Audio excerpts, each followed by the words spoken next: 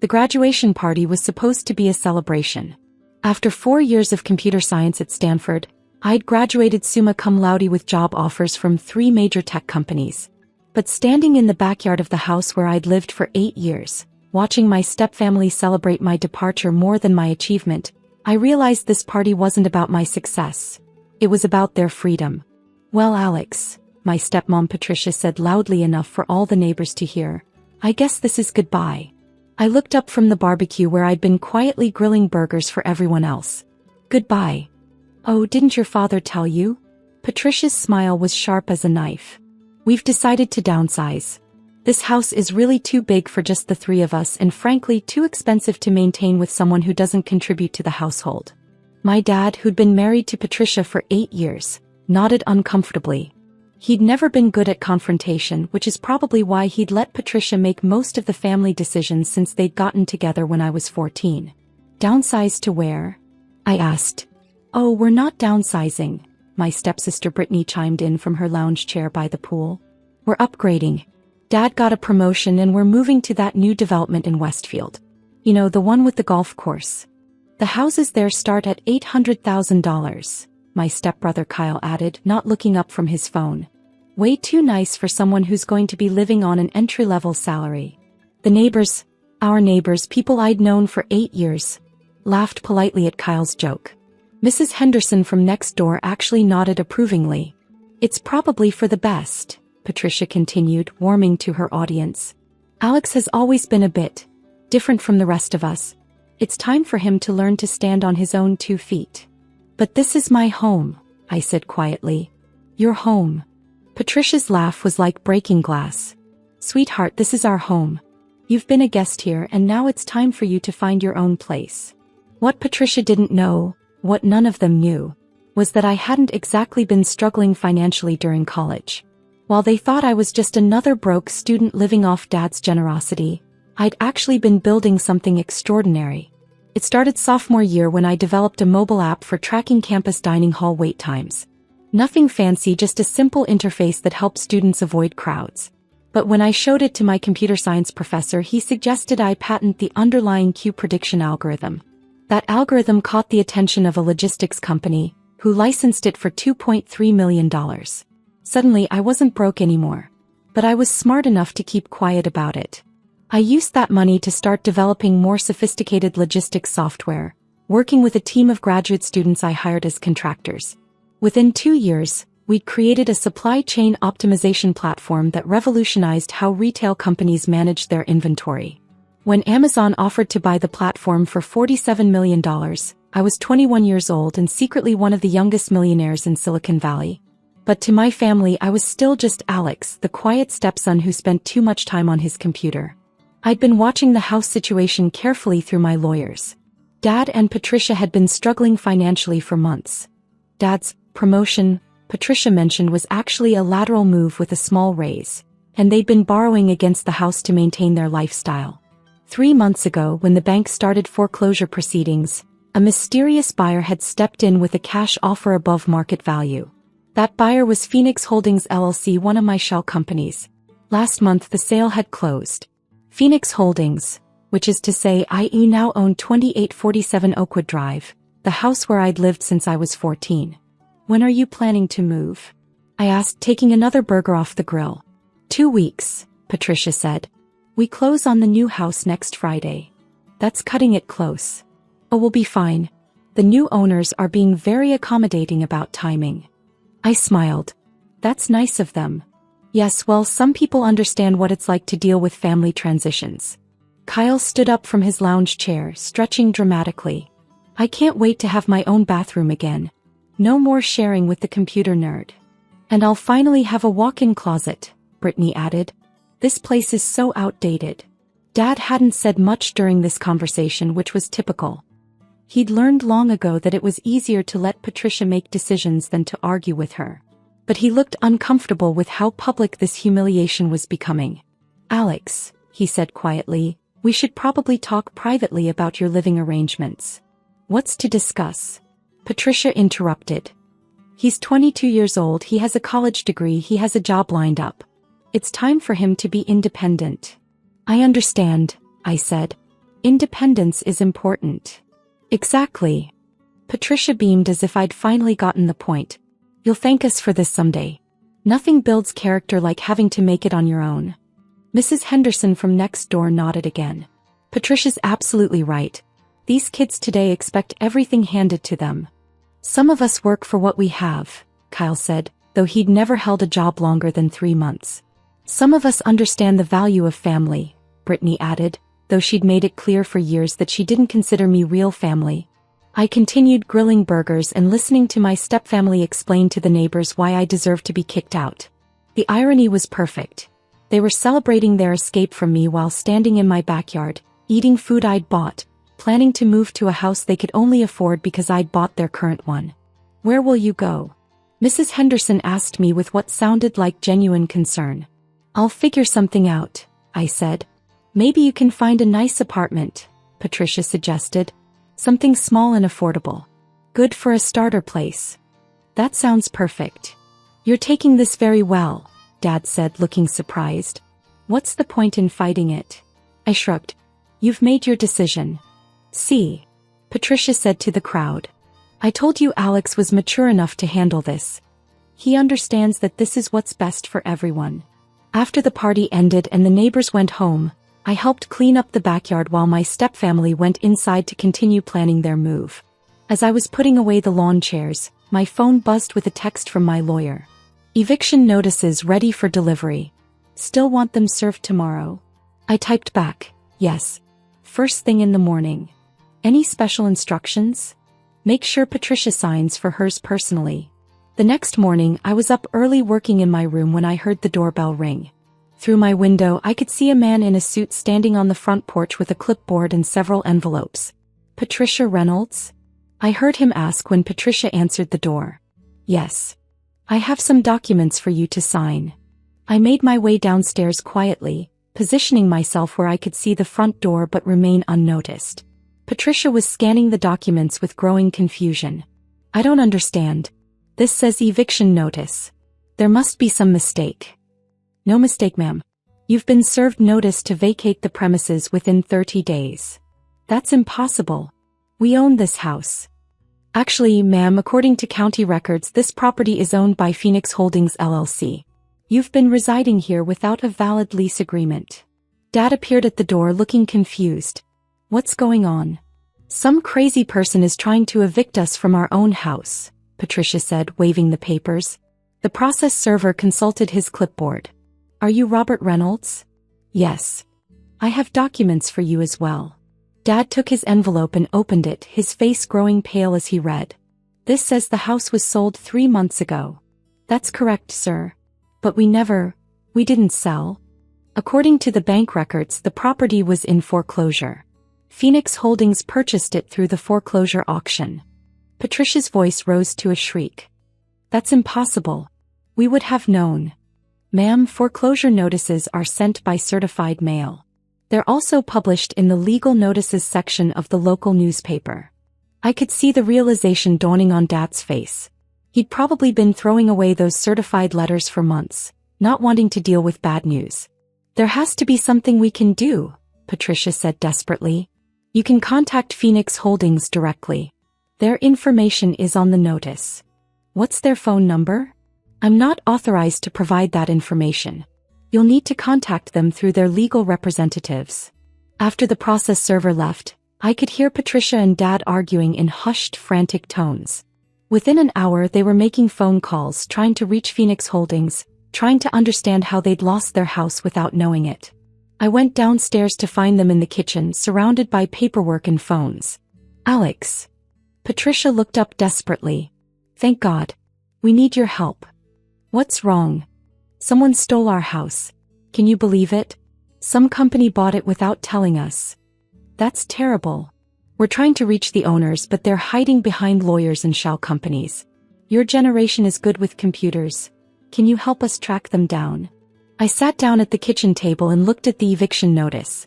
Phoenix Holdings LLC. I can do some research. I pulled out my laptop and made a show of searching for information, typing random queries and clicking through websites. Anything? Dad asked anxiously. It's complicated. Phoenix Holdings appears to be owned by another company which is owned by another company. It's a pretty sophisticated corporate structure. Can you find out who's really behind it? I can try, but it might take a while. Patricia was pacing the kitchen like a caged animal. This is insane. You can't just steal someone's house. Actually, I said, still typing, it looks like they didn't steal it. The property was legally purchased through a foreclosure auction. What foreclosure auction? According to these records, you missed several mortgage payments and the bank initiated foreclosure proceedings 4 months ago. Dad's face went ashen. I thought we had more time. You knew about this? Patricia spun around to face him. I was handling it. I thought I could catch up on the payments. You thought? Kyle and Brittany appeared in the kitchen, drawn by their mother's screaming. What's all the yelling about? Kyle asked. Your stepfather lost our house. Patricia shouted. What do you mean lost our house? Dad slumped into a chair. I fell behind on the mortgage payments. The bank foreclosed. Someone else bought it. Where are we supposed to live? Brittany demanded. I don't know. What about the new house in Westfield? We can't close on that without selling this one first. And we can't sell this one because we don't own it anymore. The full scope of their situation was starting to sink in. They'd lost their current house, couldn't afford the new one, and had exactly 30 days to figure out where to go. There has to be something we can do, Patricia said desperately. We can fight this in court. With what money? Dad asked. Legal fees would cost more than we have. Maybe we can negotiate with the new owners, Kyle suggested. Offer to rent it back or something. How do we even contact them? Brittany asked. I looked up from my laptop. I found something. Phoenix Holdings is managed by a law firm downtown. Harrison, Wells and Associates. Patricia grabbed her phone. I'm calling them right now. I listened as Patricia tried to explain their situation to various receptionists and paralegals, getting passed from person to person without reaching anyone who could actually help. They keep saying the owners don't want direct contact, she finally said, hanging up in frustration. Everything has to go through the lawyers. What did the lawyers say? They said Phoenix Holdings might consider a rental agreement, but the family would need to apply like any other tenants. Apply to rent our own house? Apparently. Dad was now reading through the foreclosure paperwork, his face growing more haggard with each page. It's all legal, he said quietly. Everything was done by the book. We're lucky the new owners are even considering letting us stay. Lucky? Patricia's voice cracked. We're supposed to feel lucky that strangers are letting us rent our own home? It's not our home anymore, Dad said. It hasn't been for months. I cleared my throat. There might be something else. Everyone turned to look at me. I've been doing some research on Phoenix Holdings. They seem to specialize in helping families in financial distress. Maybe this isn't as hostile as it seems. What do you mean? Think about it. They could have evicted you immediately, but they're giving you 30 days. They're open to a rental agreement. Maybe they bought the house specifically to help you. Patricia stared at me. Help us. By stealing our house.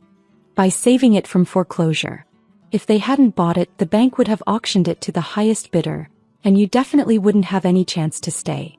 Dad was nodding slowly. Alex might be right. This could have been much worse. So what do we do? Apply to rent it back, I guess. See what they offer. I spent the rest of the day helping my family draft a rental application to Phoenix Holdings. Through my lawyers, I reviewed their application and financial information, then crafted a response that would give them exactly what they deserved. 3 days later, the response came back. Patricia read it aloud to the family. Phoenix Holdings LLC is pleased to offer the Reynolds family a lease agreement for 2847 Oakwood Drive. Monthly rent will be $4,200, with first month's rent and security deposit due upon signing. $4,200? Kyle's voice cracked. That's more than twice what our mortgage payment was. It's market rate for this neighborhood, Dad said quietly. How are we supposed to afford that? We'll have to make some changes. Patricia continued reading. The lease agreement includes the following conditions. Property must be maintained in excellent condition. No modifications to the house without written permission. All utilities are tenant responsibility. Lease term is month to month. renewable at landlord's discretion. Month to month. Brittany asked. That means they can kick us out anytime? It also means we can leave anytime, Dad pointed out. Where would we go? I don't know. Patricia flipped to the second page. There's more. Phoenix Holdings reserves the right to show the property to potential buyers with 24-hour notice. Tenants acknowledge that this is a temporary arrangement and should plan accordingly for alternative housing. The room fell silent as the reality sank in. They'd gone from homeowners to month-to-month tenants in their own house, paying double what they used to pay with no security and no control over their living situation. We don't have much choice, Dad finally said. What about Alex? Brittany asked suddenly. If we're paying $4,200 a month, we can't afford to support him too. All eyes turned to me. I'd been so quiet during this crisis that they'd almost forgotten I was being kicked out. Actually, I said, I have some good news about that. What kind of good news? I found an apartment. I can move out this weekend. Where? Downtown. It's a nice place and I can afford it with my new job. Patricia looked relieved. That's wonderful. Everything is working out. There is one small thing though. What? My new landlord wants references. Since I've been living here for 8 years, I was hoping you could provide a reference about what kind of tenant I am. Of course. Patricia said quickly. What do they need to know? Just the basics. That I'm clean, quiet, responsible. That I always paid my share of expenses on time. Your share of expenses? Dad looked confused. You know, rent, utilities, my portion of household costs. Alex, Dad said slowly, you never paid rent. You were family. Oh. I looked genuinely surprised. I guess my new landlord will think that's strange. Why would they think it's strange? Well, they're going to want to see a history of rental payments. They'll think it's weird that a 22-year-old has never paid rent anywhere. Patricia was starting to look uncomfortable. Can't you just explain that you were living with family? I tried that. They said family should still charge something even if it's just nominal. They're worried that someone who's never paid rent might not be responsible about monthly payments. The irony was perfect.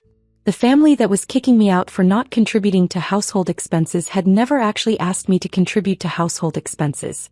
What do you need from us? Dad asked. A letter saying that I paid $800 a month in rent for the past 4 years, and that I was always on time with payments. But that's not true, Kyle pointed out. I know. But if you don't mind writing it anyway, it would really help me out. Dad and Patricia exchanged glances. They were about to become tenants themselves, and they needed my help with computer research and paperwork. The last thing they wanted was to make me angry. Of course we can write that letter, Patricia said quickly. Thanks. I really appreciate it. What they didn't know was that my new landlord was also Phoenix Holdings LLC. The reference letter they were writing was going directly to my own company, where it would be filed away as evidence of their willingness to lie when it served their interests. I moved out that weekend telling them I was going to a downtown apartment. In reality, I moved into a penthouse in the city center that I'd bought 6 months earlier. It was a temporary arrangement while I decided what to do with the house on Oakwood Drive. Over the next few months, I watched my former family struggle with their new reality. The $4,200 monthly rent was stretching their budget to the breaking point. Dad had to take a second job driving for a rideshare company. Patricia went back to work as a retail manager. Kyle and Brittany both had to get part-time jobs to help with expenses. For the first time in their lives, they were learning what it felt like to have financial pressure, to worry about making rent, to budget for basic necessities. Through my property management company, I received regular reports on the house. They were taking excellent care of it, better care than they'd ever taken when they owned it. Knowing they could be evicted at any time had made them appreciate what they had. 6 months after I moved out, I decided it was time for the next phase of my plan. I had my lawyer send a letter to the Reynolds family. Phoenix Holdings LLC has decided to sell the property at 2847 Oakwood Drive. As current tenants, you have the right of first refusal to purchase the property at market value. Current market value has been assessed at $895,000. Patricia called me immediately, crying, Alex, they want to sell the house. $895,000. We don't have that kind of money. That's terrible, I said. We'll have to move out. But we can't afford to buy anything else in this market. We'll have to rent some apartment somewhere. Maybe that's not such a bad thing. How can you say that? This is our home. Patricia, you told me 8 months ago that this house was too good for someone like me. Maybe it's too good for all of us. That was different. I was angry about other things. What other things? I don't know. I was stressed about money and I took it out on you. I'm sorry about that. Are you sorry, or are you just in a bad situation now? Patricia was quiet for a long moment. I'm sorry. I was wrong to treat you the way I did. What way did you treat me? Like you didn't belong. Like you weren't really family. And now I realize. Now I see that you were the only one who actually acted like family. How so? You helped us through this whole crisis. You did research, you helped with paperwork, you never complained even when we were horrible to you. Patricia. Yes. Do you know who Phoenix Holdings LLC is?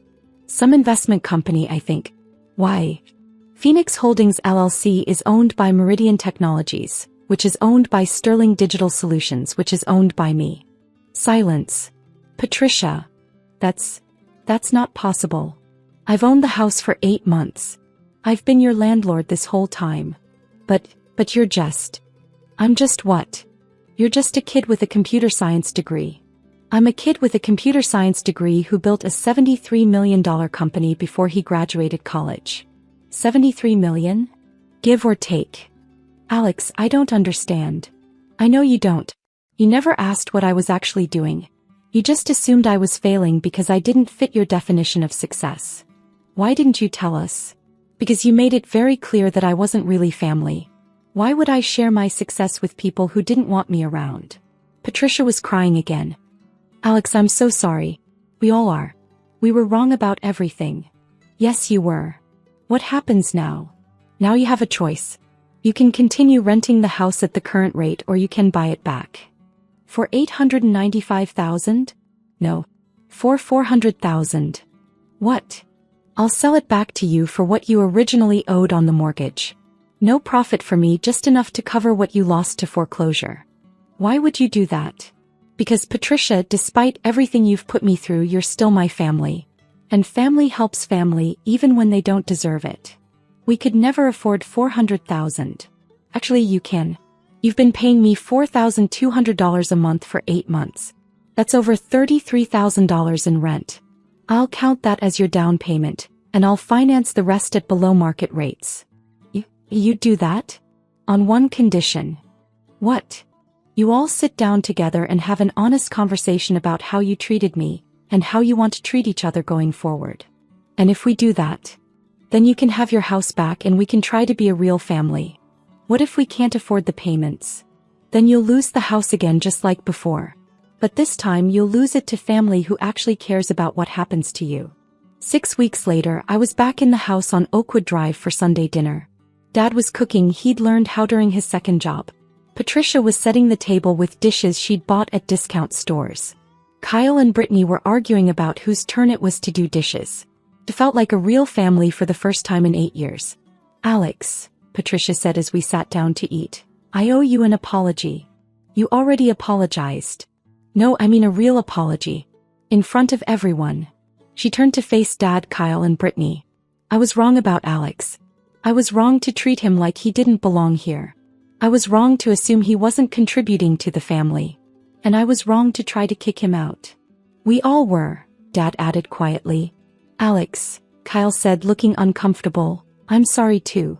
I always acted like you were the loser stepbrother, but you were the only one actually building something with your life. Same here, Brittany said. I was jealous that you were so smart, so I tried to make you feel bad about it. I looked around the table at my family. My real family, the people who'd taken me in when I had nowhere else to go. The people who'd given me a home even when they didn't know how to make me feel like I belonged. Here's what I think, I said. I think we all made mistakes. But I also think we can do better. How? By actually being a family. Not just people who live in the same house, but people who support each other's dreams and celebrate each other's successes. Even when we don't understand them? Patricia asked. Especially then. Dad raised his glass of water. To family. The real kind. To family, we all repeated. As we clinked glasses, I realized something. The house on Oakwood Drive had never really been about the building itself. It had been about the people inside it and whether they chose to make it a home. For the first time in 8 years, it finally felt like home. And the kid they'd tried to kick out for not being good enough had become the man who saved them all. Sometimes the best revenge isn't destroying your family. Sometimes it's showing them what family really means.